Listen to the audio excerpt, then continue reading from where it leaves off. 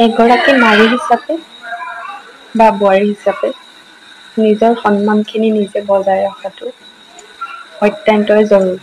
গতিকে মই মোৰ সন্মানখিনি সদায় বজাই ৰাখিব চেষ্টা কৰোঁ যিকোনো মুহূৰ্ততে। এই ধৰি লওক আলহী ঘৰত দিয়া চাহকাপ, তাৰ লগত দিয়া দুটা যদি মিঠাই দিয়ে, খাব ইচ্ছা থকা স্বত্বেও মই তাৰে এটা মিঠাই এৰি থৈ আহোঁ সন্মানৰ কাৰণে।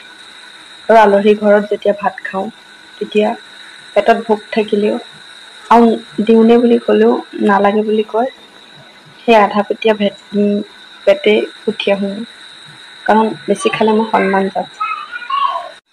কোনোবা আলহী ঘৰত আহিব সময়ত বিদায় সময়ত যদি কিবা দিব বিচাৰে কোনোবাই, সেইটো ল'ব লাগিবই। তথাপিও জনাৰ পিছতো নালাগে কিয়নো দিব, কথাটো কৈ মোৰ নিজৰ সন্মান মই নিজে জীয়াই ৰাখোঁ।